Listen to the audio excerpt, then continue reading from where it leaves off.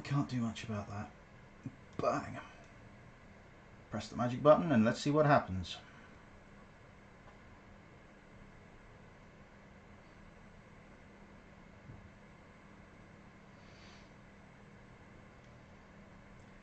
Kind of a bit rough and ready, sorry all. Don't actually know what the quality is going to be like coming through at all. But the joy from streaming from my loft is that I don't have much up here yet. Sorry, let me get you guys a bit leveler. It's better-ish. I think, anyway. Unfortunately, up here I have got no progress since last time because work has been just manic. So let's see what we get. Hopefully you should be hearing me okay, and hopefully you should be seeing me relatively okay. You'll have to excuse the light, but at least I've got you on a cam that can migrate around. Welcome to my loft again. Not much has changed. God, that looks atrocious. What on earth is going on here? Let's see. Let me pick the access point off the floor. That might help. Let's see if that's any better. Oh, I know what I do need to do.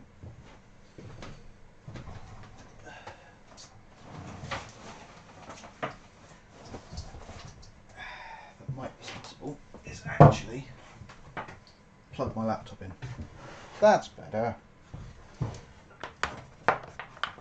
Sorry about this. Not organised in the slightest at the moment. So much to do. Welcome to chaos. And welcome. There we go. That should be better, hopefully.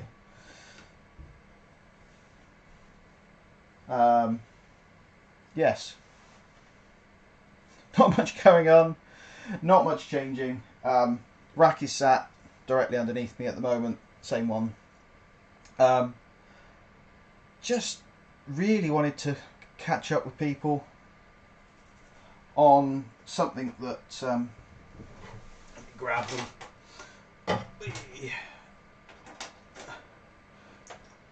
Just quickly grab these. Just thought people might actually like to see these again. I know if you're there, Jason, at some point. These are the dev mounts versus obviously the I did the video on that versus the rack stud duos. And someone said to me, "Oh, you're not unclipping them right," because when I was having difficulty unclipping them. But I've had a play with them. They're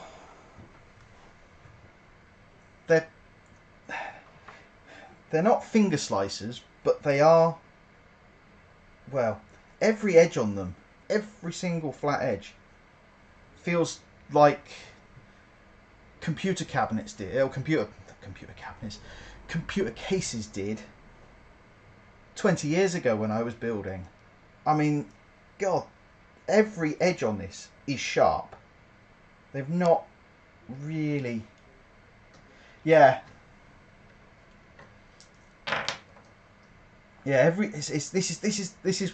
It's not all about. I mean, yeah, sure, you could probably, within reason, hang a hell of a lot of weight off of those. But if you're putting that much weight into a rack, you wouldn't put that much weight in a rack unless it's on a specific mounting set. It's like APC UPSs. They come with their own rails to take the weight. The rack stud ones, however, they're just... If you overload a set of rack studs, you're doing something wrong. But they just... aesthetically, they feel nicer. This is all the waffle that you can't normally get in a YouTube video, because they like YouTube videos to be quite small and compact and succinct and to the point. Whereas in real life, I mean, to actually go through and do a test on these, which, in fact, what I can do, I have the power. You'll have to excuse me. I'm going to move you guys because you're sat on a gorilla pod up there. So let's move you guys down to here, and 2 seconds while I get the view set up correctly. But you're on a tripod today, guys. Get you set up. You can see my wonderful loft and it's all its mess. So let's get you set up in here.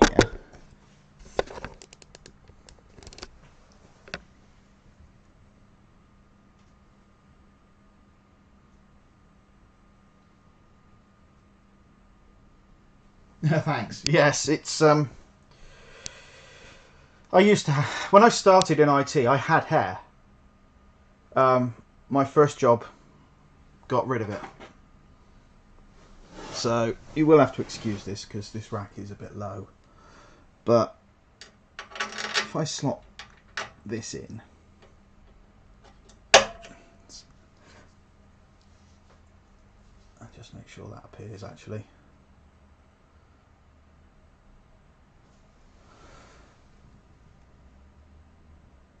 What's it doing? Is it doing anything? Or have I frozen my webcam? I've frozen my webcam. 2 seconds. Let me just kick it a second.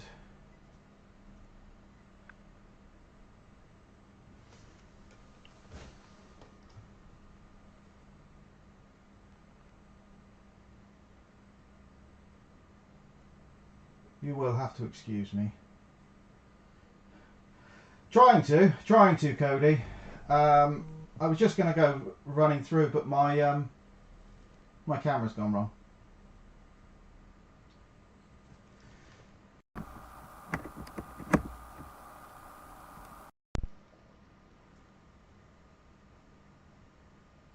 The joy of generally.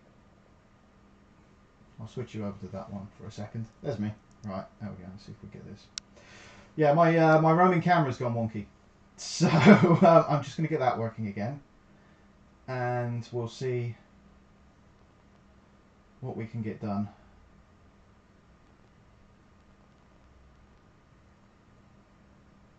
Let's just see if YouTube will actually deal with it. I may have to. There we go. I'm doing this from my vintage grade laptop today. All my good stuff's downstairs still. So let me just see if I can switch this back over to the other webcam. Are you going to work? Hello? Yeah, that's working. Right.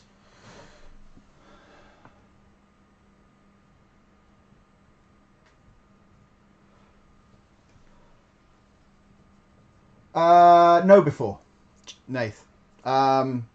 We're actually a Know Before partner, and the platform, while certain aspects of the platform, yes, are a bit dated, certain other parts of it make up for that, and they are very active in what they're doing. They're very, very active in pushing what they're up to, generally pushing things forward. Oh, let me get a better view on that. Put you up there a bit so you can actually see what's going on. Sorry, it's a bit of latency versus what I see versus what is going on. There we go.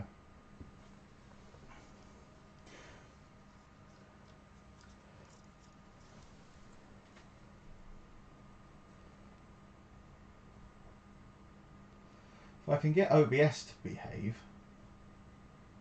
it makes it a bit easier.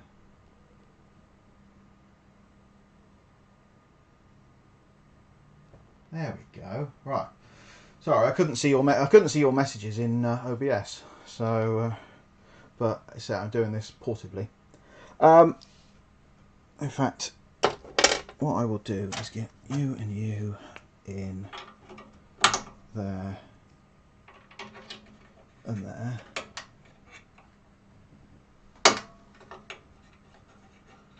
I've got to say, I've not played with Fish Threat. I just have dealt with Know Before for a lot longer. It's more the fact that for us, the Know Before platform has more offerings, and in the UK, I've actually been and chatted to the KnowBe4 guys at expos a couple of times now. We've met them, had good chats with them. So again, it's not that Fish Threat might be missing something, it's more the fact that if I have a problem, I'm on really good terms with our KnowBe4 account manager and partners, and that I've got a UK point of contact. It's not that I wouldn't be willing to have a look at Fish Threat, it's just we've seen the KnowBe4 platform, we're familiar with it, we know what it does. So that's where we are with that. I was just going to go back through with these quickly. So we got down here, this is a duo, this is the dev mount. Now you push, and even just pulling that bit, so pulling that bit out there, if you push on the back angle there. Now the problem with that is I've got to reach in, pull it that way, and it will unclip. But this whole edge, all these edges here, especially there, especially these top edges, these are sharp. This is all these little edges here are all sharp. They're all finger slicers. So I do find it quite amusing. Patchbox are advertising these as like basically saying save your fingers, yet these don't. Not in anywhere near as good. Literally, I go in, I squeeze, I pull, done. There are not one sharp edge on this. It's all nice. This is all nice. So yeah, interesting concept, but not ideal. For anyone who's in as well, if you do have any U6 Pros, I suggest you go and check up on them, purely and simply for the thing. Afternoon, Rich. Yeah, purely and simply for the grounding issue. It appears they do have basically a duff batch, and the fact that they know there's a duff batch is I won't say it's a concern, but they obviously know they changed something in a certain batch, and I'm wondering if it's the changeover batch that they've got with the RGB lights missing. So I'm wondering if when they cut RGB out of the U6 Pros, they've misdone something on the actual PCB, which has caused the grounding issue. Hang on, I've got one sat in this side, so there we go. But yeah, it's becoming quite apparent that Ubiquiti were aware of this for some time, because they were very quickly able to identify it. Now, as much as we like Ubiquiti, I mean, I like Ubiquiti, a lot of you guys watching this are all Ubiquiti fans, Unifi fans. They're not above being called out when they know they've done something wrong, and that they should be proactively dealing with it, not just, oh yeah, if you've got a problem with this, either use non-shielded cables or RMA it. So yeah, that's just going to do this. I'm not going to use the duos because I don't need to. I've got tons of bloody normal rack studs, so I don't actually need to use duos on my own rack really. I might use a couple in a minute, but that means I've got to go downstairs, which means going down a ladder at the moment until I get some stairs put in.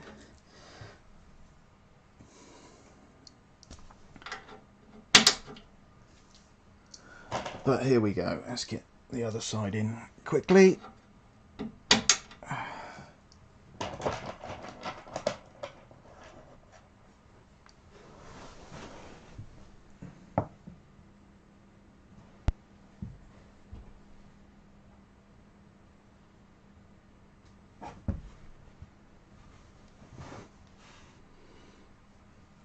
Just put the other clips in the other side.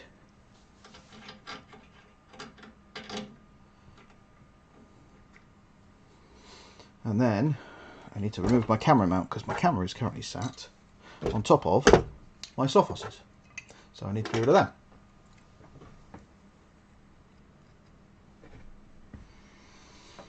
Yeah, interesting. What I think you will see is I think a lot of manufacturers, they won't skip 6E. I think what will happen is they will end up producing a limited number of 6E points. For those of us that have been in here in IT for quite some time, I remember some of the early 2.4s when Draft N appeared. Now, that was around the time, it was towards the end of 2.4.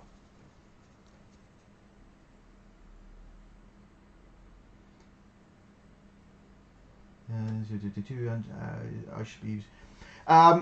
That's Ubiquity stance. Jean-Michel. Yeah, that's Ubiquity stance. If you have a problem with them, or if you have one of the affected units, that using an unshielded twisted pair cable makes them fine. In my opinion, it doesn't, because there's still a potential flaw there, and there's still potentially leakage to ground if you're mounting the access point on a metal surface that's grounded. Effectively, you are what they're saying, or from what I can gather, is there is a ground loop somewhere being formed. So if you have one of the affected points and you are mounting it to a metal surface, I would recommend definitely RMA. If you have one of the affected ones anyway, I would recommend RMAing it anyway. Number one, you get a new AP.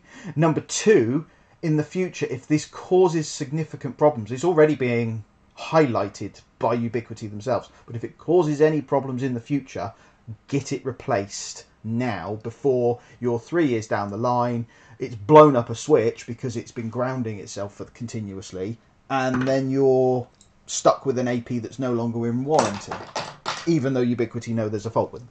So, yeah.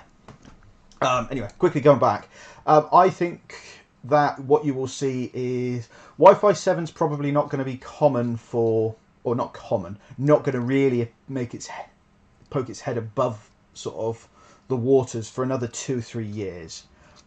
6E has a bit of runtime on it, but I think what you'll find, is a lot of manufacturers will decide that maybe if they haven't already made a 6E point, yeah, indeed, it is potentially a fire risk, Rich. If they haven't done a 6E point yet, or they've only done a couple, I don't think you'll see them produce many more. I think they'll start to develop Wi-Fi 7 ones. Yeah, I think you'll see Wi-Fi 7 points appearing more often than not, and then or appearing a lot earlier in the cycle than Wi-Fi 6 ones do. IT, I don't know if they're trying to do it or not. When we're dealing with laptops and similar, there is an 18-month product cycle. Now, that's not that a product only lasts 18 months, but generally they will be looking to start the next product within basically no later than that. So Dell, for example, if you have a Latitude, I'm going to have to think of a number here, so a 5490, and that's the brand new product that's out now. After 18 months, whatever will replace it, the 5495, will then appear, and they'll sell them both at the same time, so you'll be able to buy a 5490 and a 5495. I don't know if some manufacturers are starting to look to maybe do a 24 or 36 month product cycle, so you end up with, say, you buy something new now, so you buy a U6 Enterprise now. In 3 years' time, there might considerably be a U7 being prepped. It's difficult to say at the moment. There's a lot of transitions going on. There's very much a transitional phase for Wi-Fi, especially with the 6E thing. There's not a huge amount of kit out there that can really leverage 6E yet, and that's the thing. So there's always this lag of laptops, devices. Mobile phones are ahead of the curve because, again, they almost have a 12-month cycle, 12 to sort of 18-month cycle. There is this transitional lag between when something is officially announced. So Wi-Fi 7 has been announced as a standard. There's the development of the hardware that supports it, the chipsets that support it, and then there's turning those chipsets into actual hardware that can be used. Yeah, I know, Nath. I'm lucky. I've had one since EA. We picked up a couple in EA and we're testing them.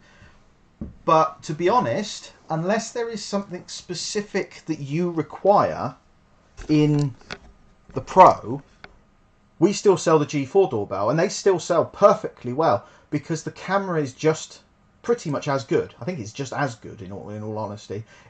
Most people just want a video doorbell. The only advantage the Pro has currently is the parcel cam. Now in the UK, you wouldn't want to leave a package on the doorstep in the UK, to be honest, in most places. Not ideal. Excuse me, I'm going to have to move you guys. You can go over to here. And let's do some racking quickly. Let me just grab some thumb screws from over here. Excuse me while I cast some shadows.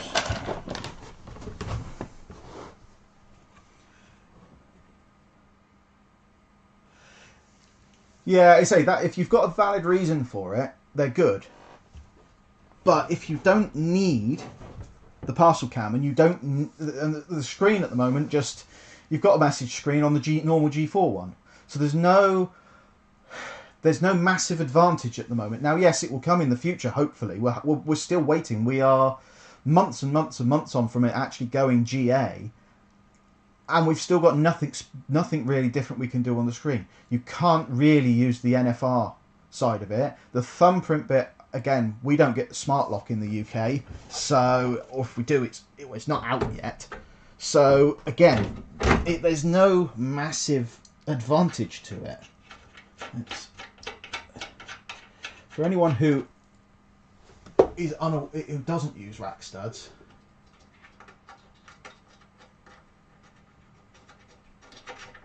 yeah, well, yeah, but again, it's. Even if you had visibility of them, it wouldn't stop someone nicking them. That's the thing. If you know there's parcels by your door, you will see that there's parcels by the fact that the delivery driver will have placed them there. Yes, the Pro gives you a camera that you can keep an eye on them, but all you will have is evidence that the delivery driver has placed them there. And you'll potentially have footage of someone walking up to your door and picking them up and walking away. You can leave a message on the normal G4 doorbell to say, please deliver the parcels to a secure location. Or put them in a shed, in a bin, in an outhouse, whatever. It's a very difficult thing because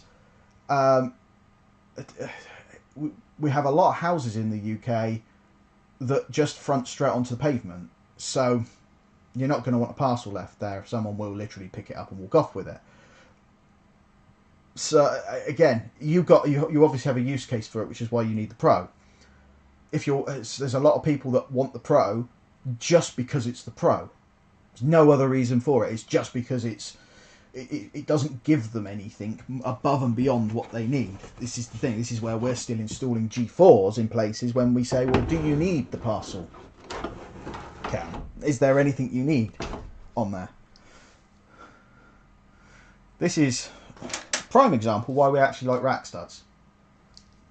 That's me just able to mount two things on the studs quite easily.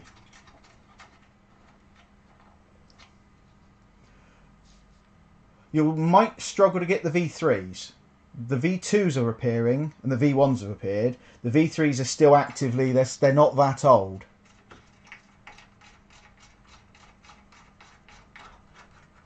They're not end of life. They're not even end of sale yet, the XG135. The XGS is obviously the current range. I'm trying to get some XGSs. For ripping apart. Yeah, yeah, I want it, I don't need it, but I want it. Need it. We can still buy brand new XGs, but only in limited there's a limited number of them left. I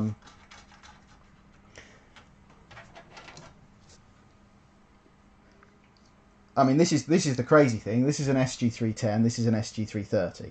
What you're sat on underneath the camera there is another SG330, which I will replace this one with at a later date.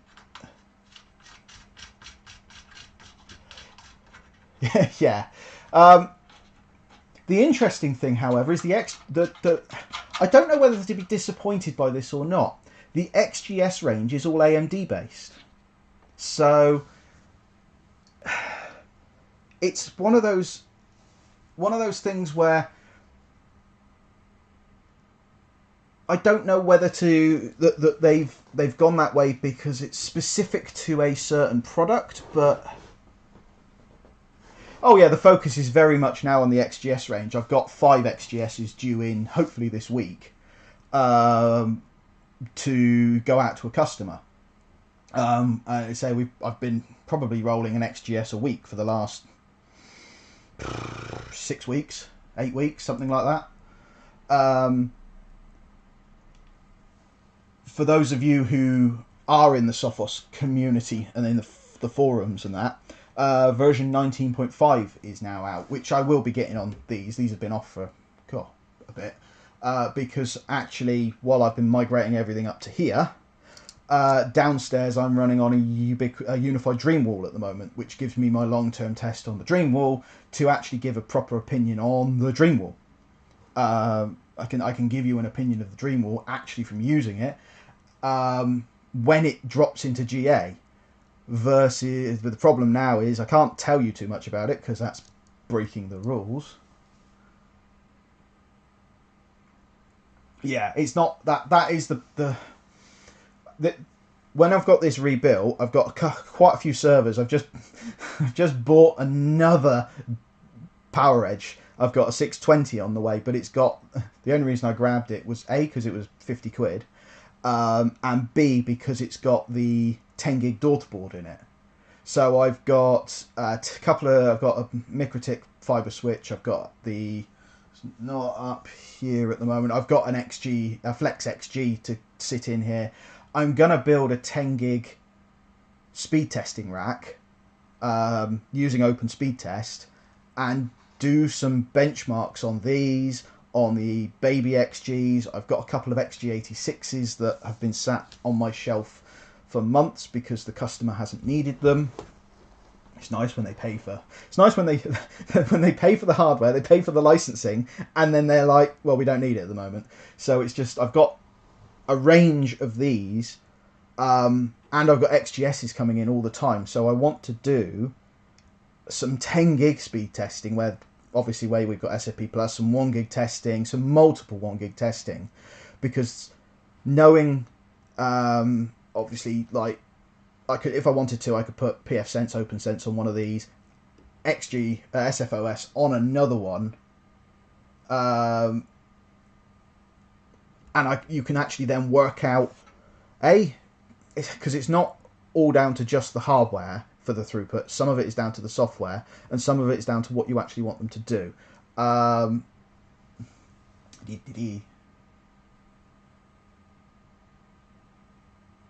yeah. You want a one.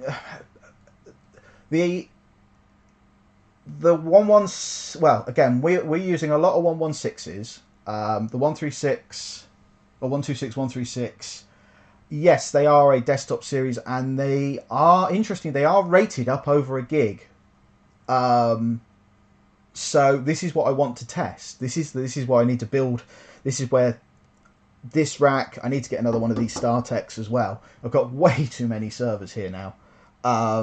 But the ability to actually plug one in and do some, as much as Sophos give you some nice pretty figures, what I want to be able to do and show for you guys is what the home licenses can do, because these are actually properly licensed, because being a Sophos partner, we get NFR licenses. So both of these have a full 4-core I think they've got more than that. I think they've got a 4-core 8 gig thread.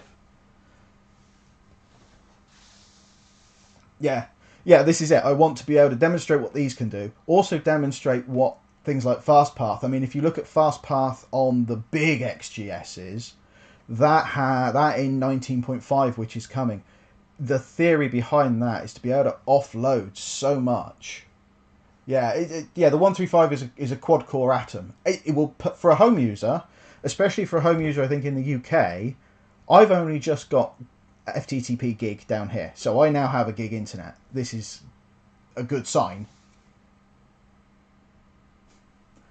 Well, next, Nath, do you ever attend IP Expo?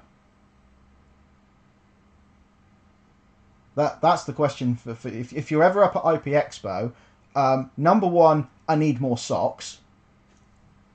Number two, I need more Sophos branded stuff, i.e. t-shirts. I mean, the amount... yeah. Are you up in... are you at the Pentagon? if you're able to answer that. Yeah, Sophos's headquarters is called the Pentagon. In...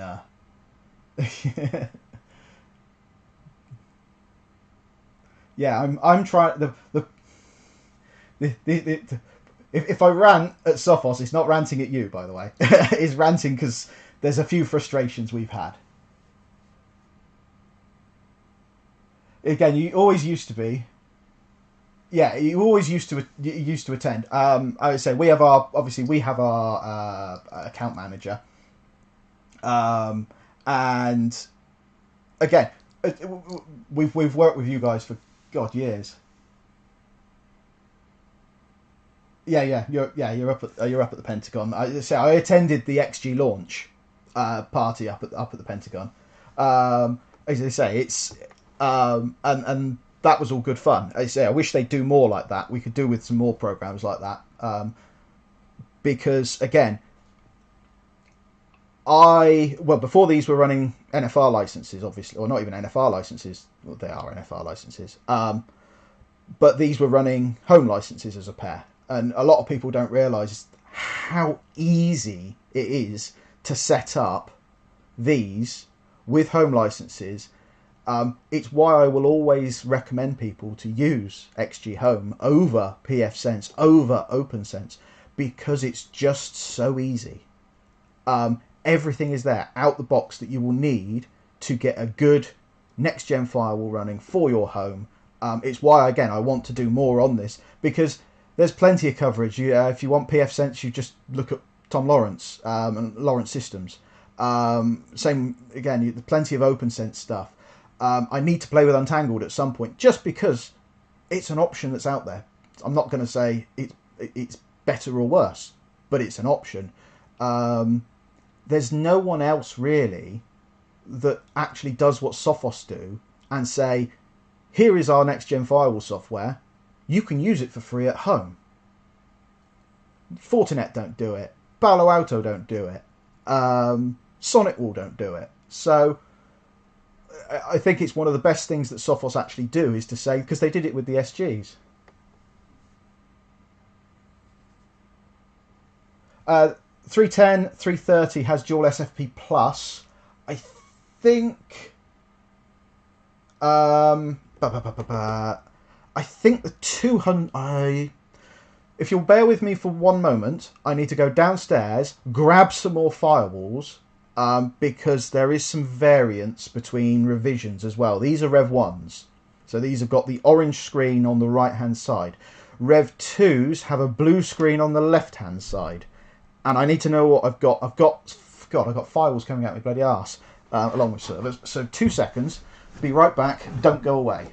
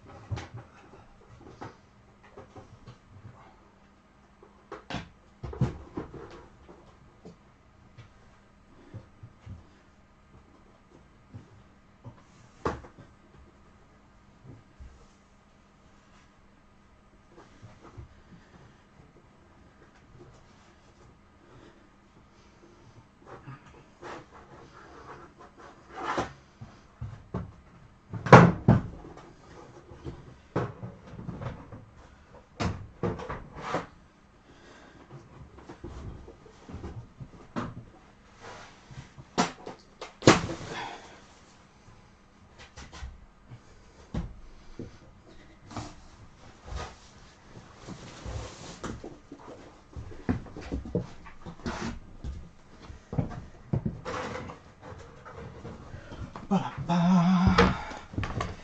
I'm back.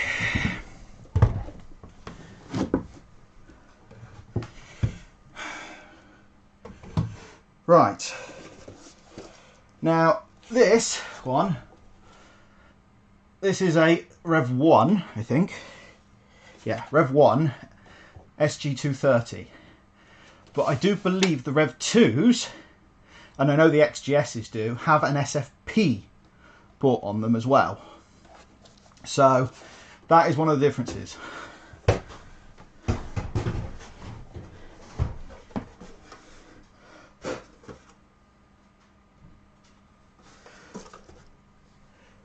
This is an XGS 135 and this is a Rev 3. But it, so put that there. That has 8 1 gig ports and 1 SFP port. So this is the one you're after.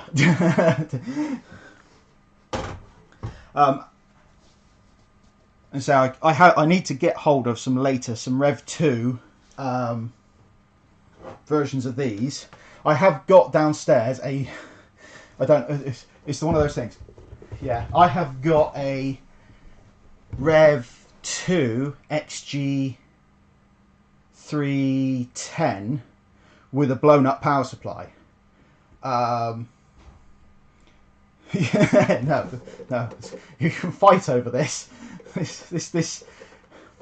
No, don't tell anyone. This is an RMA failure, i.e. this is one that must have gone out, or this is one that you've sold, it's gone out, it's been RMA'd, you've sent a replacement, and then no one bothered to collect, so someone sold it on eBay.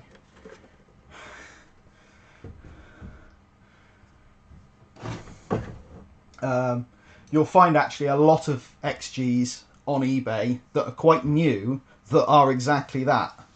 My XG that I've got downstairs with a blown up power supply was sat on site for 6 months.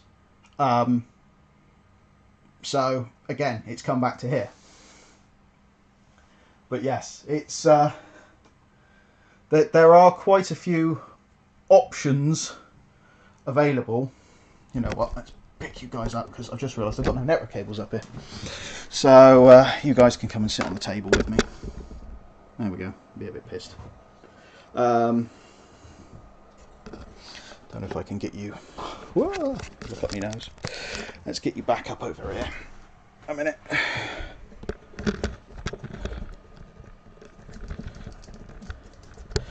It's all right. It's having to kind of make do and mend at the moment until. Excuse the light, but there we go. This is me on a Sunday afternoon. Yeah, the actual amount of units appearing on eBay and the similar is going up because it's the oldest XGs are what now, 5 years old, so they're coming out of their first cycle. You always want to be careful because there's a lot of people for some reason that like this, especially this unit new at the time is £1,000 give or take. Can't remember the exact pricing, but we got price list. So this with a license and everything is about £1,000. People put them on eBay thinking it's still worth £1,000. No. This, if it's got no license in the UK, 100 quid tops. Same with the XGs. I paid for, pick it up now that you're sat on top of it. This is another. So here's another. This is a same again. Rev 1 SG330. I paid 120 quid for this because that flex module alone is worth that. For if we needed to buy one of those, they're not cheap. But this also means now I have a matched pair. This internally has a Core i5. I was trying to get hold of, I missed out by unfortunately. I was trying to get a 400 series, an SG430, because that I believe has the baby Xeon in it.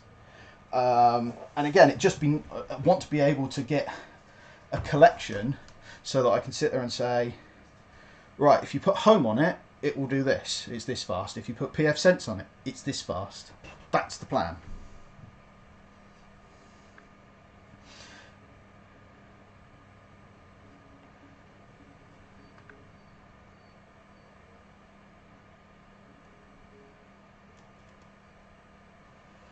Yeah, so if you want the unit, this basically you want one of these.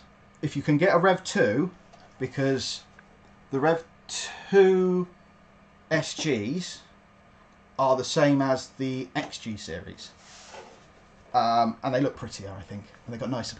The back screen's a nicer colour than orange. The orange is a leftover from a Staro. The blue is a lot nicer to look at. That's my take on that. If you can get a Rev 2, yeah, this is it. You can. I mean, it's a PC. I don't. Have I? Yes. There we go. Let's quickly whiz the lid off. Bring you guys down here a minute.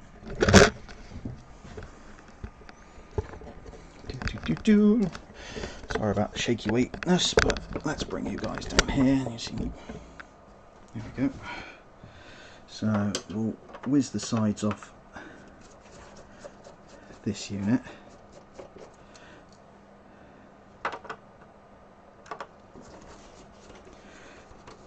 The argument will always be, well, why don't you just use a normal PC? Well, a normal PC is built to be a normal PC, and therefore has all the normal PC acumens with it. Yeah, I'm always there's an XG, you'll laugh at this one, Nate. There's an XGS 136 on eBay at the moment over here. I've emailed the guy asking if he's got the original license, because basically if you don't have the original license you can't transfer the license, and he hasn't. He's after 900 and something quid for it. Now I can buy a brand new one for that price. In fact, I can buy it cheaper than that technically, but that is when you go back. So I offered him 100 quid for it and he refused it, so I offered him 110 quid for it and they still refused it. So it's like, if they think because it's new and because it's in box, they don't realise that without the license it's worthless.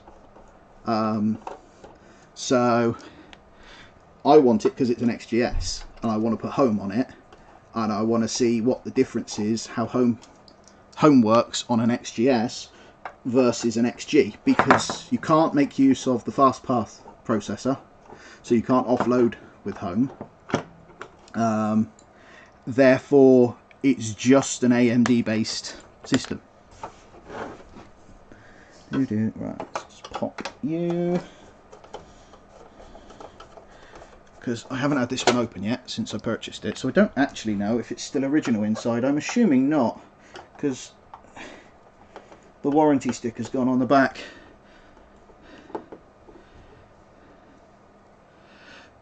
No, and this is it. People don't realise that actually it's not a fully functioning device without a license. Well, that was why it's kind of why I grabbed that R620, just because I got it cheap and it's got the 10 gig ports on it. But yeah, I would like to get a Xeon D. I've got a video to do actually on QNAPs, and well, not just QNAPs actually, second-hand NASs. So there you go, one lid.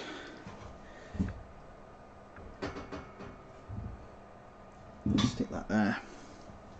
So let's grab you guys, come around here. Welcome to the insides of an SG330. So got fan shroud there. So Intel Core i5, I think these are 4th gen Core i5s. 12 gig of RAM, I think, maybe. Let's have a look. Yeah, 8 and 4. So we got an 8 gig stick of RAM and a 4 gig stick of RAM. Power supply, just standard FSP power supply. ATX header, front panel. This is something that has actually changed. See, in the nice 1U ones, Sophos use Intel SSDs. Where's it gone? Where have I put it? Oh, it's sat underneath. In that one, it had an ADATA MSATA, which was quite a disappointment, going on ADATA's reputation. But you've got your SFP ports up here. Oh, there they are there. So you've got SFP ports. You can see on this actual module, or it's designed for the bigger units as well, where you could actually have potentially 2 more SFP ports up here. I can't remember on these. Yeah, again, these aren't particularly noisy. They've got a bit of noise to them, but you could put some nicer fans in them, quieten them down a bit. You've got the, pop him out a minute. You've got the flex module, which this is just an 8-port unit. I don't actually know yet if this works with home. I've not loaded home onto this. Yeah.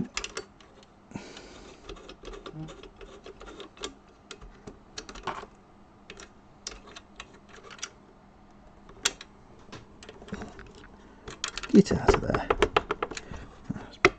Oh, that's loose. Let's pop it out. Whoops. There we go. These are insanely expensive. So this is a 8-port 1 gig module. There's all the MAC addresses.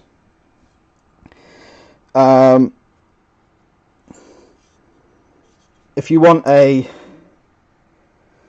yeah, well, that's what I'm going to do before I repurpose it, is just to see if these, because this should fit into, I'll take that out, put that there.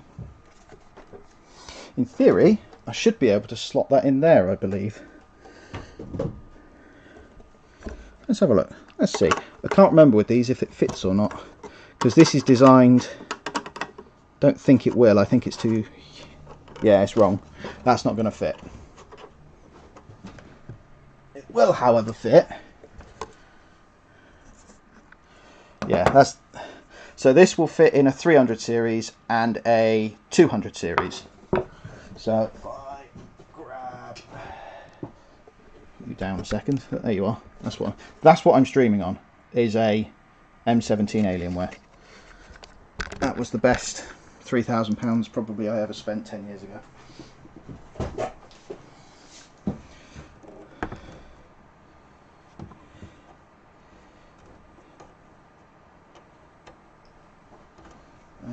Have I got?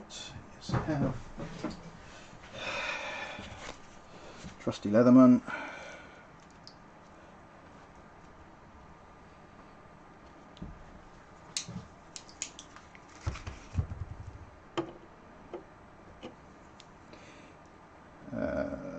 Let's do it the cheaty ways.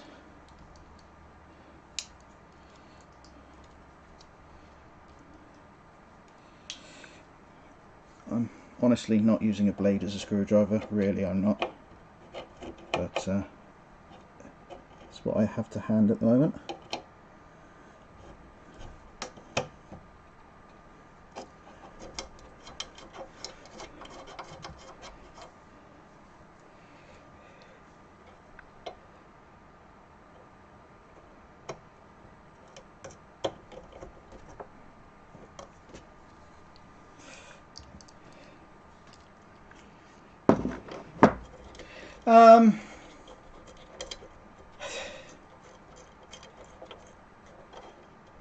Yeah, it's the thing is, we sell Dell Latitudes, we sell Optiplexes, and we don't get any problems with them.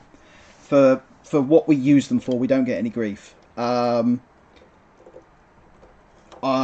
had to do like-for-like comparisons of Dell versus Lenovo versus HP, and they're all good and bad. Every manufacturer is good and bad. Dell, the advantage we have in the UK with Dell is generally we buy stuff with pro support. So there will be someone on site the next day to fix it. No problems. Every time. Lenovo, yes and no. The kit, as long as you buy their Think Pad range, they're okay. They still go wrong, they still break. They're still not perfect by any means. We had an entire range where the hinges would fail. To the point at which it was like ridiculous. You could just predict it. I mean that. Well, that there. Point it there. That is a Lenovo. That's a Carbon. That is a Gen 2 Carbon with the pretty LCD top F keys, which is great, but that whole panel's failed. I'm not going to say it's being replaced soon, but it works. XP, yeah, I would say when COVID hit, probably not. I don't know if it was as bad stateside as it was here. But when COVID hit, overnight, every single laptop sold out. Any business grade laptop sold out. Any home grade laptop sold out. Unless it was something really, really crazy priced.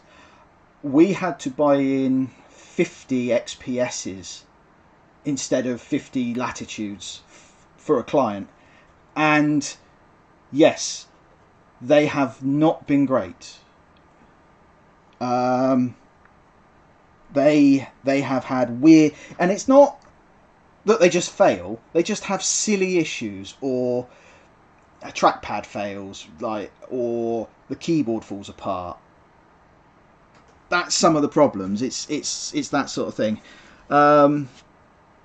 Yeah, they're just so many little quirks that in the it's again, this is the real world versus YouTube, for example. When you see channels testing like Acer and MSI, and then you'll see a Dell, a Lenovo, a HP, and you know that, yeah. Go talk Tesla for a walk. No, is your dog called Tesla?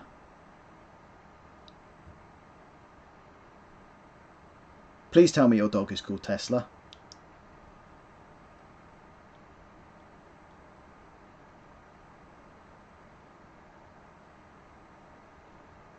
I must know. I must know this answer now.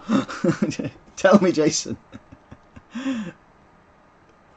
Yeah, it's the real world versus the rest of the world, or real world versus YouTube. It's kind of why I will be quite vocal when I see things, and it's like, as much as it's fun to watch and fun to see, when you've got 10 people, 1 GPU, and things like that. And it's like, that's not how the real world works. It's 50 people, 1 remote desktop server. Or if you try and do 10 people, 1 GPU, and if you're not just playing Minecraft, it just doesn't work well. And people are like, but I'm going to try it. It's like, yes, well done. And guess what? Did it cause grief? Yes. Was it more trouble than it's worth? Yes. It's that sort of stupidity. It's just quickly. That's now a 200 series with that flex module in it. That is the most valuable part of this unit, because they are not cheap. If you want like a 4G module, and we're waiting for the 5G modules actually, 4G module for a 100 series, like, Jesus Christ, I mean, I could buy like entire routers for the cost of the module. They are incredibly expensive, unfortunately. I mean,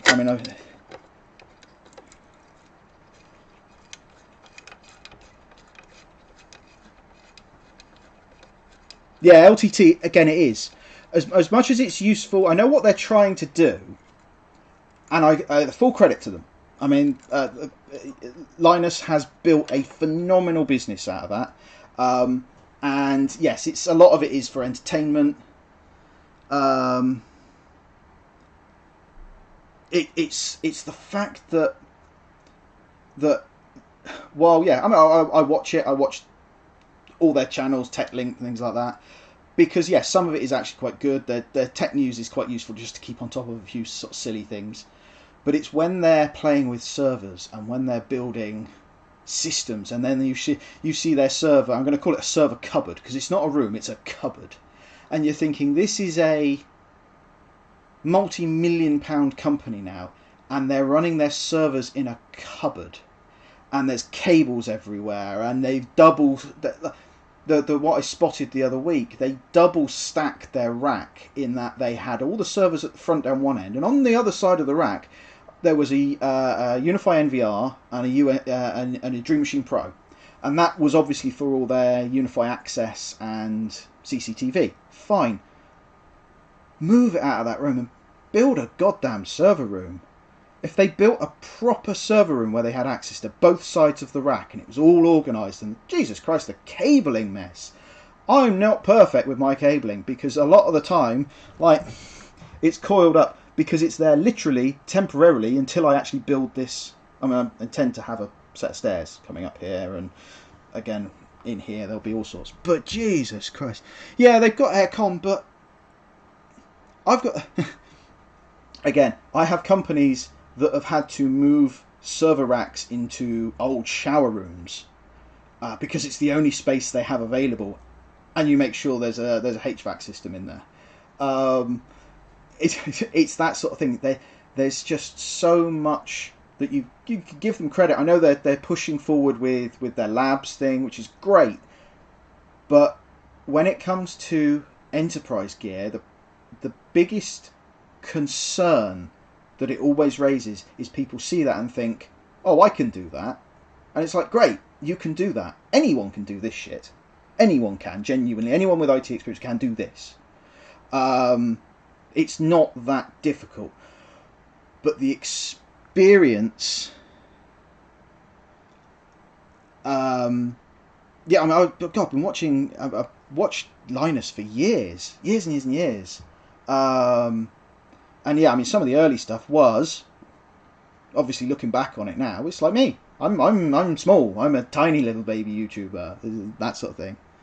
Yeah, it's that sort of thing. It's I don't remember that, but that's, again, my servers up until this rack was in my dining room. I've still got my other servers are running literally next to me where I work, so I have server whistling all day, which is fun. That's the whole point of me moving up to here, is to get the noise away from me, to get them out the way, to also give me room to expand, to run through stuff, to help do videos, to test stuff, to generally make it a bit easier. But again, it's playing with stuff like this to help people not make the silly mistakes. I like what Serve the Home do, but when they present a Chinese 2.5 gig and a 10 gig switch as a viable business switch, I just want to scream at them, in all honesty. It's that sort of thing. And when right, let me pick you guys up a second. Right, that's my hole to get up into my loft at the moment. So I have got, there's some AI Theta stuff. There's obviously that, where's my hand? There it is. That's an XG106 that I brought up with me a second ago. That's AI Theta stuff, which I'm not allowed to show you, but I might do at some point. There's a Hoover. So here I intend to mount a winch, because hauling UPSs through that hole is damn hard work. But what I was going to have a laugh and do at some point, let me get that's better. Was to do a hey, this is Patrick from Serve the Home, with a server hanging here, literally going up, and then knock it off and watch it fall. sorry if this ever does get to Patrick. I do love you guys. You do a great job.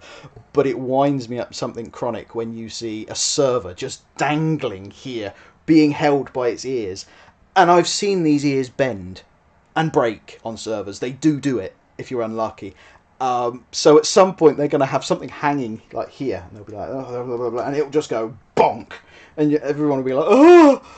So that will be an interesting, interesting take. But yeah, I was going to do that for a laugh. But that is that sort of thing, being able to haul stuff up to here. I need to make that easier because I've got the best part now of 15 servers to bring up here, plus racking, plus other kit, plus cabling. I need to get this place cabled out. So it's that sort of thing, being able to do stuff easily. Because at the moment it's a mess. I mean, I've got boxes up here, I've got cables all over the bloody place still. I've got no real power. Everything's off extension leads, off of one set of sockets at the moment, which, because I've got no load up here at the moment, it's fine. But in the future that will change. But yeah, it's when you see influencers recommending things and you're like, no, please don't recommend that. The cheap stuff from China is fine if you want something to play around with for a bit, but when you're seeing on eBay PF Sense firewalls and they're based on the cheapest, nastiest 4-port thing from China, when you can pick up something like this, a proper hardware appliance that, while again even new, even if you bought the hardware new, even the small ones, they're not that expensive, and you know that there's going to be no nasties hiding in it. That's the criticality.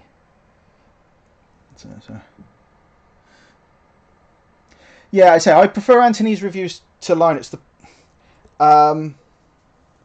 The Anthony is good. The problem is that I find with when he tries to there's this sort of he tries to be the anti-Linus.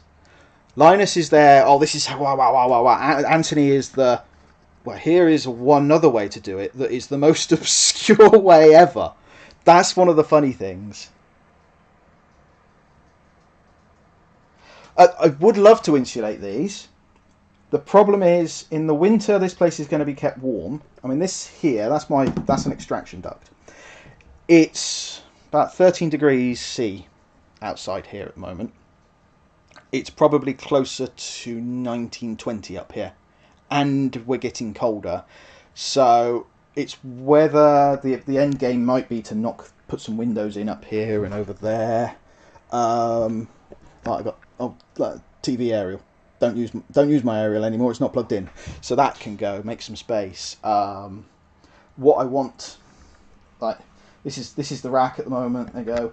I want a work surface along here that I can then put you guys up along the top to be able to actually look down. One of the things I haven't been able to do, I've only just got like a couple of Elgato mounts to look down, so when I go downstairs and do some more videos at some point, I'll be able to actually have cameras mounted above. I'm running on webcams. Yeah, Anthony, he is the real nerd of LTT. He comes across very well. If a bit, it's a. I just need to clear some dust off of you guys. He's picking it up well. I mean, if you watch some of Anthony's early videos, they are very awkward. Same as me. They're very awkward videos. He's one of the guys that, yeah, he goes off, he researches, he finds out, I won't say necessarily how to do things right, because some of what he does is, there's a big push at LTT to do things in the most different way. You look at some of the stuff that they're doing, and there's all this thing to be open source, and I sit and I look, and it's like, and they're all using Windows workstations, yet they're connecting to a TrueNAS box, and I'm sat there going, well, why don't you just put a Windows server in where you can actually have permissions and you're not all logging in individually with probably usernames and passwords that are all the same. They're all probably logging into their NASes with one username and password, which, again, don't know about Canadian privacy laws. Here in the UK, you have to be able to start differentiating. If you want any form of compliance, you have to differentiate who's accessing the data. The other thing, what they probably don't suffer with as such, but it's that sort of thing. If you have someone come in who's malicious, if they're all accessing using one username and password, what's to stop someone going in and not only nuking the data, damaging the data in a way they don't know, because all they're doing is copying the data off site. And as they found out recently, unfortunately, they had data damage because no one had been keeping an eye on the hardware. Now, I'm sure they've rectified that now to a certain degree, but it's that sort of stuff that shouldn't be happening. Yeah. Oh, you can do a lot. I mean, TrueNAS is an odd one. And again, I like to butt up against people because we use QNAP. But we use QNAP as a NAS. That's it. So we don't expose them to the internet. We don't. So a lot of the negativity towards QNAP, yes, some of it is well deserved because they do have this problem. Sorry, I'm going to have to do that because my arm's aching. They have this issue whereby they haven't been keeping their security model up to date. But that has changed recently. There is a big push from them to get to the bottom of that. But a lot of it is because people just, they were so easy to set up and people just threw things together. Now, the last couple of TrueNAS servers that I've built for myself have been such a nightmare to deal with SMB on, that you had to go in and mess around with stuff and change stuff, and then you could maybe access it, and it would work for a bit, and then it wouldn't, then it would, then it wouldn't. Versus, say, a QNAP or a Synology, where you just plug it in, go share, there's the username, there's the password, done. Again, it's that sort of thing. When you see people that are just saying, oh, don't choose QNAP, it's like, no. Do things right. Do it correctly. Secure it correctly. I will do a video on setting up a QNAP from scratch shortly, on making sure that you are keeping it up to date, and that you are maintaining it, and that you are being aware that actually it's not just one point where your data needs to be copied off site as well. The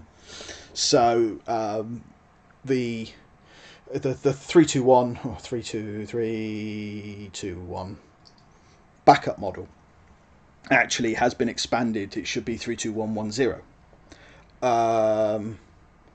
So you have 3 copies, 2 separate mediums, one of those mediums off site,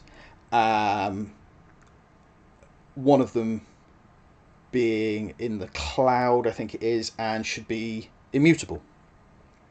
So you can't change it, so that when it's backed up, it stays immutable until it's 30 days old. Therefore, there's no risk of a ransomware going back in over the top and corrupting and encrypting your backup data. Once it's been written, it's write once, read many. It's a worm. Yeah, unfortunately, that's come about through way too much disinformation again from people. When you see, oh, Windows Update broke my machine, and then you find out that their machine's a 10-year-old Core 2 Duo, it's like, well, what do you do? It's sorry, but it's a Core 2 Duo running an obscure graphics card and been hacked together. That then gets spread around as, oh, you shouldn't update your machine. My policy, and I've gone into companies and actually upset internal IT teams massively, because the first thing I'll call on them is, well, why are none of your servers up to date? Oh, we can't update them, it might break something. Yeah, but your servers haven't been updated for years. You need to update them like yesterday. And I'll go to their IT manager and I'll go to directors and say, you need to deal with this, not just now, this needs to be dealt with like now. you need to bring your entire fleet up to date. There is something wrong here. And what happens 99% of the time is all the updates go on and nothing changes. Occasionally you'll get one or two bits of software that will go, ooh, not happy with that, or you'll have to fluff around with something like Microsoft Exchange if they've still got an on-prem Exchange server. But generally updates are not the cause of problems from Microsoft. But that has spread as a rumour mill that all updates are bad and people should turn updates off. And then you go onto the forums and everyone's like, oh, I turn my updates off. It's like, to put it politely, you're a twat. You keep your systems up to date. Again,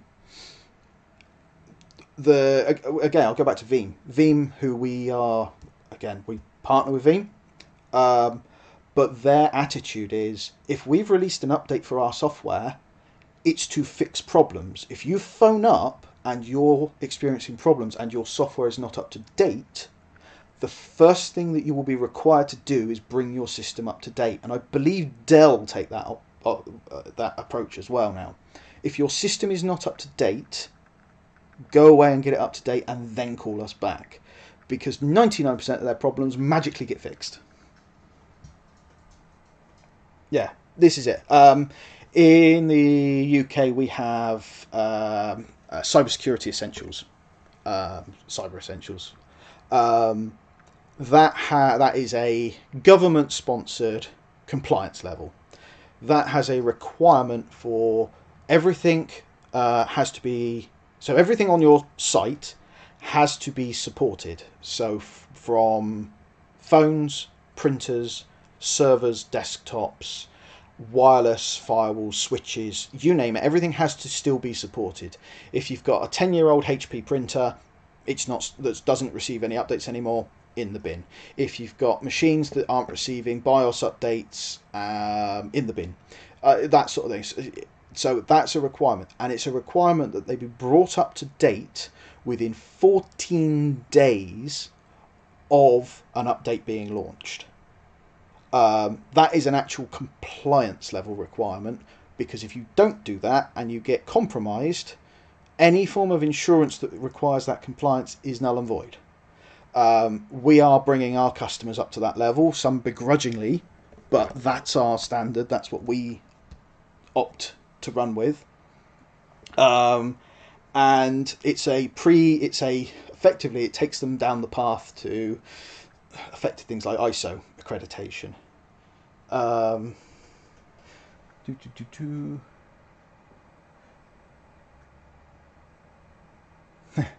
Yeah. A previous employer of mine, I won't mention names, but yeah, they are still using passwords on systems that I came up with 15, 16 years ago now. I know that because I've been on sites and I've typed in passwords that shouldn't be the same, and they are.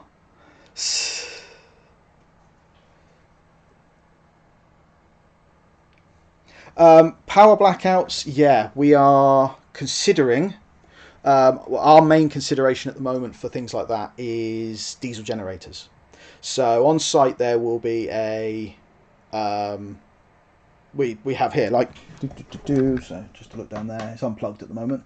That's a SmartUps 3000, bit older, but it's had fresh batteries. That's for me.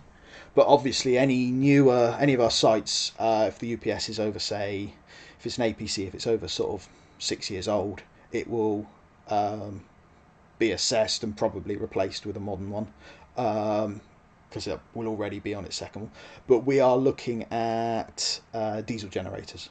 So both me here, I'm in sunny Cornwall when it's sunny. The other part of the business is based up in Wiltshire. Both of us together went, we're going to need something. So diesel, pure sine generators will be on standby. We're going to look at getting them in the next month or so, purely and simply because even if we're not using them, if we've got sites that are going to be hit by these rolling outages, then we'll run them to site, fine. We're fortunate in that a lot of our sites are big enough and ugly enough that they will already be working on that. But the small sites that don't, again, we try and make sure that all the critical infrastructure is UPS'd, and that they have sufficient laptops to, even if it's a small blackout, but if they have sufficient UPS power to run for an hour, it means they can wind the site down until such time as they're brought back online. So it's one of the nice things about having, to a certain degree, having everything PoE, is that you are able to obviously back the switching off of UPSs, which in turn means that you can keep a site online. I mean, we had the last site I was speccing on UPSs, we had enough UPS power to keep the server clusters running and the switch racks and all the APs. Everyone on site had a laptop, so we could keep the site alive for 2 hours just on battery.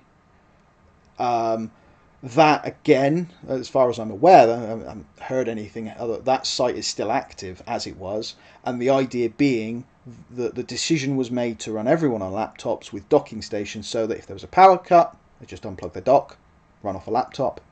For anyone that couldn't run off of a laptop, log them onto a laptop temporarily so they can access their email, etc. If there's a power cut for an hour or so, if the power cut is going to last longer, if the power cut lasts an hour, it's going to be the fact that you just shut the site down.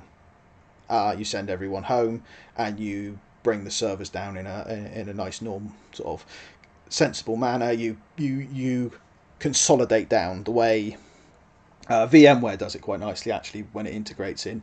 If you're running a site with a server cluster on site, for example, you would start powering non-critical VMs off till you can drain a host down. And then you shut the host down, do the same on the next one, shut that host down, which again prolongs your battery life because you reduce the load. And then at the point where you are approaching your minimum runtime, you shut the rest down, shut the hosts down, wait for the power to come back. Yeah, that's where we are with power blackouts at the moment. It's something that, believe it or not, it comes around every year. This year is a bit more pertinent, but every single year there is the threat. All the price of oil's gone up, all the price of gas has gone up, or if there's not enough wind, sun, rain, whatever. Down here at the moment, that's the big concern, is the reservoirs down here are so empty that water is becoming an issue. But again, it's also why I say to people, when you're looking at, if you want to get involved and learn this stuff, don't jump headfirst in. Do not jump in headfirst and buy a server because it says server. Little bit of research, little bit of time, little bit of effort. Don't buy anything older than, I say, Sandy Bridge generation, Ivy Bridge. So Dell's 12th gen, HP 8th gen, anything of that era. And if you can, go Haswell or even newer, because every generation that you jump up will save you money in the long run, because it will last a lot longer, but it will also use less power overall, because they're a lot more power efficient. I mean, I've got such a mix and match of servers, but that's another thing I will be trying to demonstrate. If I can, I'm not going to buy them. I'm trying to acquire some 11th gen servers so I can put them up against their 12th gen counterpart on a like-ish for like. This is a R610 versus an R620 under the same-ish workload conditions, and do a, here it is, here's the power it uses now, this is an R620 doing exactly the same thing with greater efficiency using less power, because that's the way people will stop trying to flog people crap. For those of you who are in all the plethora of Facebook groups, you'll probably see me in there literally laughing at people when they put a T710 or an R710 up for sale and they want $500 for it, and it's like everyone's like, oh, but it's got these bits in it. It's like, yes, but they're all old and they're power hungry, and you've got to deal with all the shit limitations that we had to deal with when they were new. God, the amount of times that you find someone trying to flog a PowerEdge 2900 series, and it's like someone's trying to sell it as a viable VM platform, and it's like, well, what hard disks can you put in it? Well, it takes 2 terabyte drives. It's like, yeah, but why? It's like, that's the limit, and then you can't do this on it, and it doesn't support that, and it's like, and it uses 100 watts on idle. It's like, no. So, yeah. Right, let me relid this 300 series a second before I forget.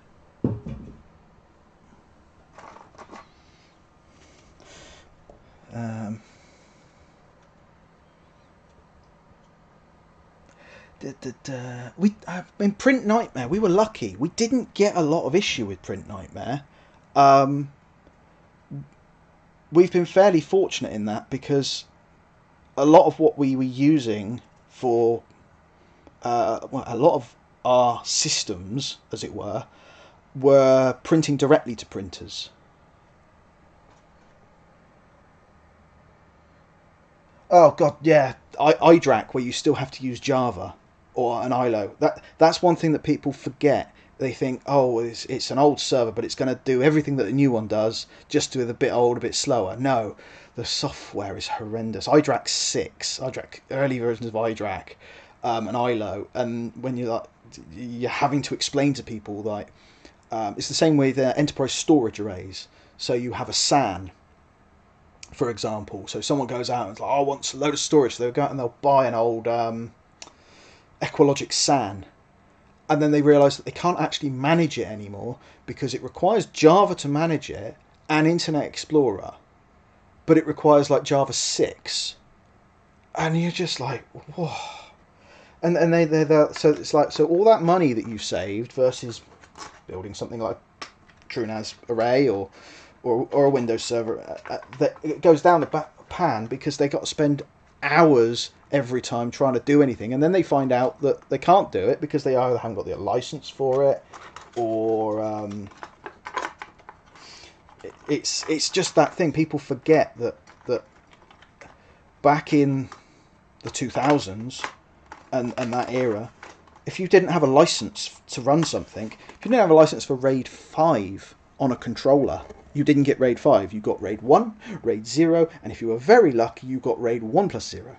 So, which was 10, but it wasn't 10. It was the precursor to that.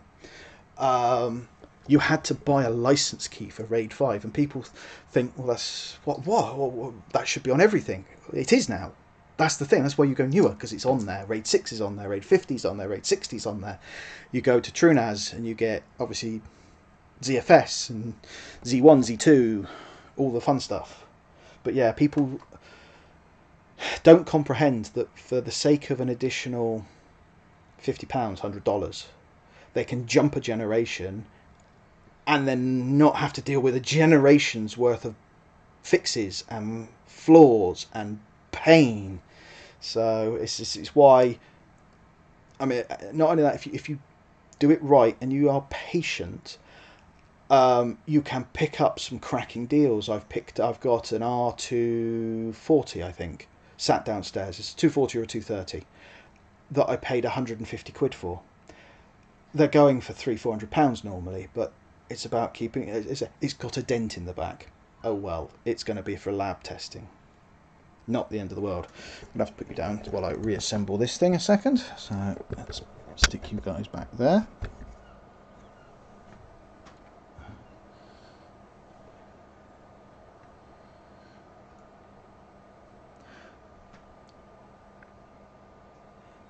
One of the interesting things always on these firewalls is things like, if you look down in here, we've got some pin headers.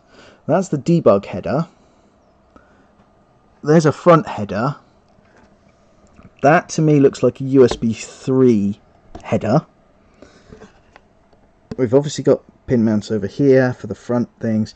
So there's another header there for an additional SATA. So this motherboard in a variant is probably the same motherboard that they used in certain other versions of this firewall or other products. As much as some of it will be unique to this product, other bits are not.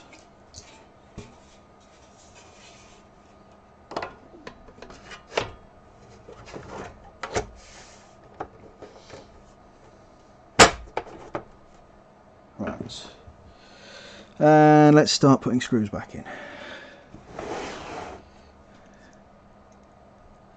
Gotta remember, because some of these are longer than others.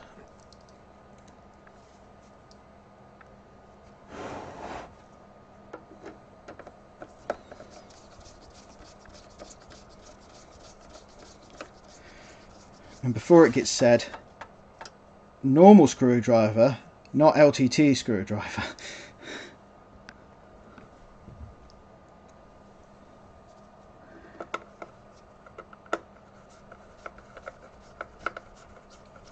I have never had a ratchet screwdriver for building PCs or working on hardware because I've never needed one.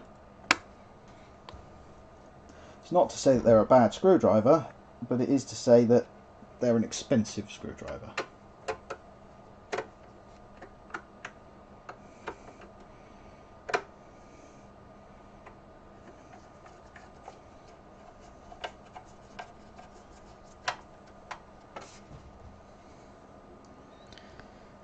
Just trying to think if there's anything else recently that has caught my attention. Obviously, if you've seen the video, you'll see that a couple, well, obviously, Cody's done it. I've done one as well on the AI DSLR with the simple question to Ubiquity of why? Why of everything that you could produce at the moment did they opt to push that out? I can understand a few use cases for it, but really, yeah, that's a very niche product. Well, it's a niche product for those of us who use Protect, is all I can say on that one. So yes, it's an interesting idea, but I can safely say that unless a customer specifically asks, I won't be getting one, and I won't be getting one in EA really. As much as I'd love to, the only use I could see for one of them is to mount it to my chimney stack, which is over there, up in above, so that it would actually give a view down to the sea. That's the only reason I could see myself getting one, but for basically it's £3,000 for a camera that I've mounted up up out the way, but there's no real other use for it for us. It's that sort of thing. If Ubiquity wanted to send me one, I wouldn't say no. I mean, we do, between all of us on YouTube, we do probably drum up, I reckon, 50% of their business.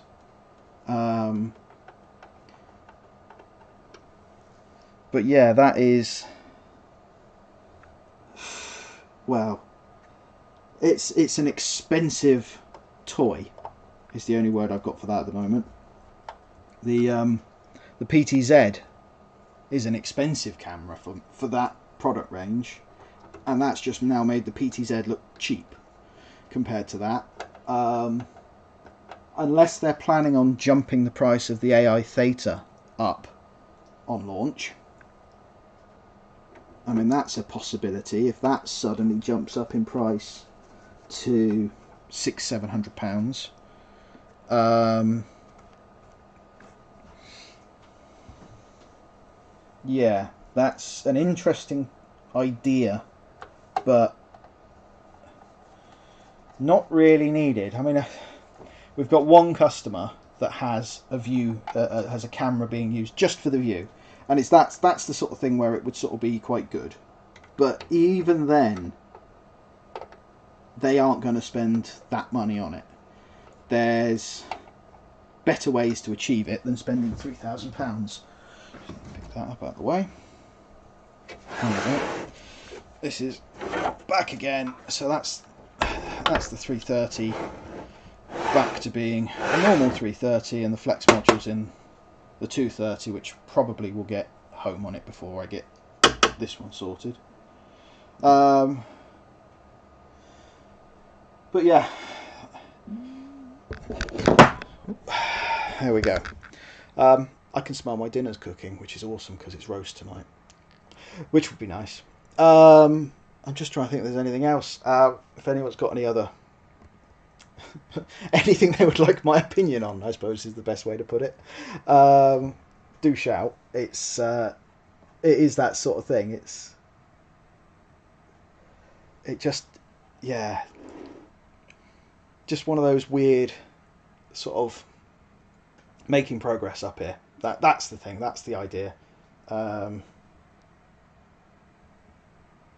There's a lot going on in IT at the moment.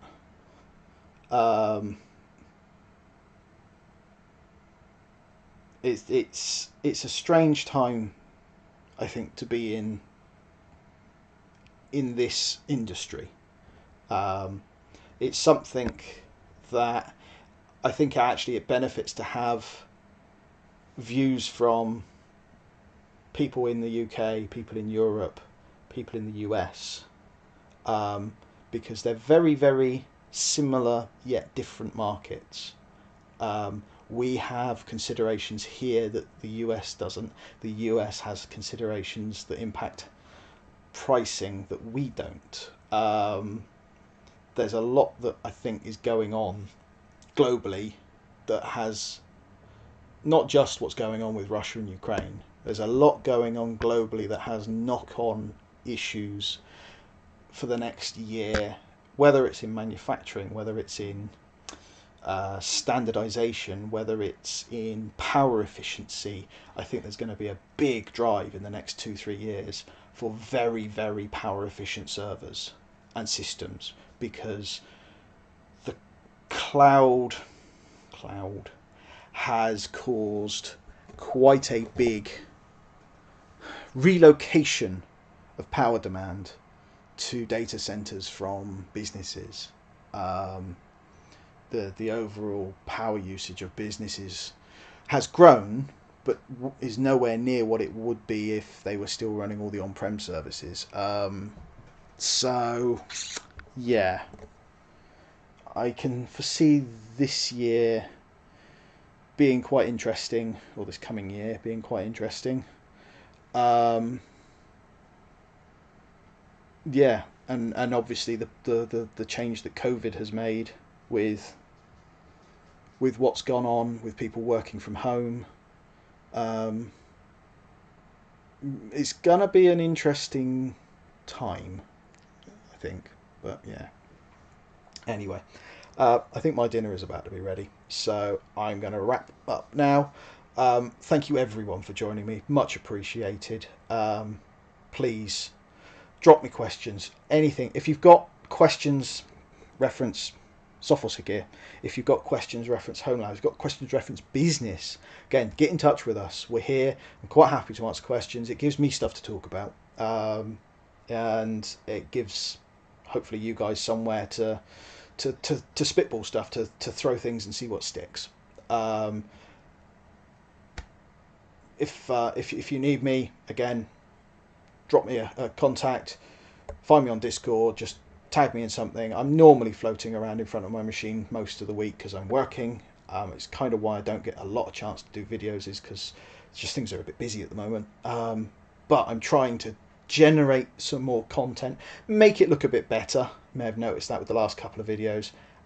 And again, what I'd like to produce is content or test things that people actually want to see in the real world, not the frilliness. I've got such a mix and match of servers. I've got GPUs, I've got all sorts of stuff, because I learn off the back of it as well as helping you guys. So yeah, thank you for joining me. I will catch up with you probably, well, I'll try and do this again next Sunday. Hopefully a lot more will have happened up here. But until then, thank you for joining me, and I'll see you again next time.